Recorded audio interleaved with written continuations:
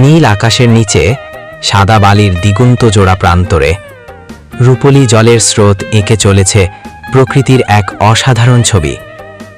বলছি নেত্রকোনার দুর্গাপুরের সোমেশ্বরী নদীর কথা, যা আজ পরিচিত মিনি কক্সবাজার নামে। মেঘালয়ের পাহাড় থেকে বয়ে আসা এই নদী সাথে নিয়ে এসেছে শুভ্র বালি আর নুড়ি পাথর, যা তৈরি করেছে এক বিশাল চর।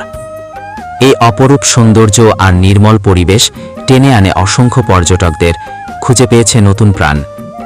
নৌকা চালানো আর ছোটখাটো দোকানপাটে জেগে উঠেছে নতুন স্পন্দন। সোমেশ্বরী নদী এখন শুধু প্রকৃতির সৌন্দর্যই নয়, এটি স্থানীয় মানুষের জীবনেরও এক গুরুত্বপূর্ণ অংশ।